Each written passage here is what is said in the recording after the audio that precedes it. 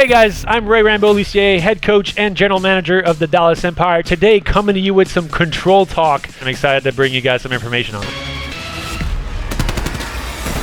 Control is a kill-based objective mode that has two teams fighting for objectives. So you have 30 lives total, you have 26 respawn lives, and the 4 original lives you start with. Typically, control plays out in the fashion that the offensive team will kind of determine which side they want to attack first. They'll either go for A for B as a team, and then the defending side tries to rotate and put their defenses in the right position to try and prevent the opposing team from getting those objectives. It takes a good amount of time to capture those objectives, so it's important to have multiple players on the objective for the offensive team to capture them quickly so that they don't have to constantly fight the opposing team off. Also, kind of the layer that really is the depth of control is the ability to spawn kill.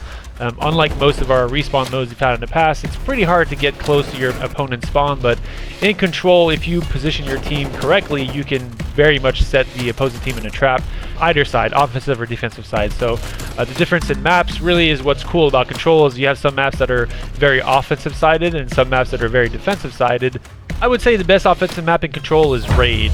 Raid is a map that is very difficult to defend on properly. You'll see a lot of teams kind of resort to spawn killing to try and defend because of that's kind of the main way to push an opposing team to push a certain site or push through a specific way of the map, which basically inherently gives you map control. But it's very hard to defend because of all the angles that you have to cover and the fact that the sites are so spread around the map.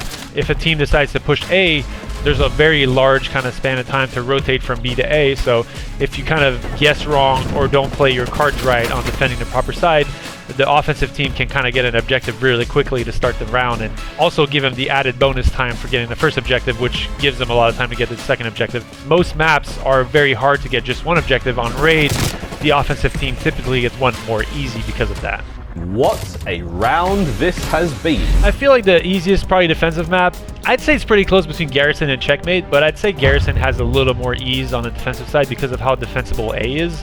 You really need a good, strong offensive push to get through to that backside of green building, to have a good, stable offensive push to push the enemy back to spawn deep enough to where you can control that objective. Because you spawn so deep on Garrison on offense, it also makes it a lot harder. You really need to make your pushes count. When you do get control of the map, pushing through and making your opponent spawn as deep as possible to give your dead teammates a chance to come off spawn and also have an impact on the play is super crucial to getting that map. And as long as you trade your kills effectively, you should be able to hold that map on defense. That finds another kill, that's huge!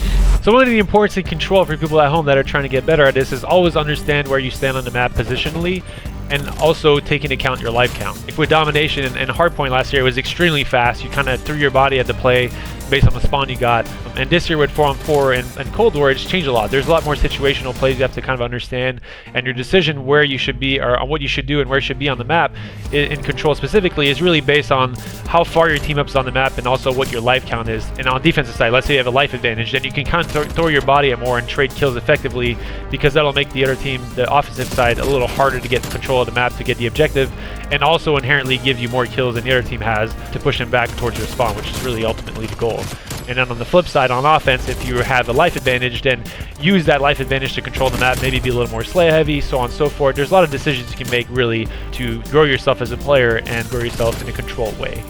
So yeah, I'm excited for control this year. 2021 is going to be greater because of it. I feel like the strategies and the elements that teams are going to bring to that mode is going to create for some super exciting gameplay. Definitely look forward to it and try and learn as much as you can from the pros because they know what they're doing. And yeah, hopefully for a great year of Call of Duty.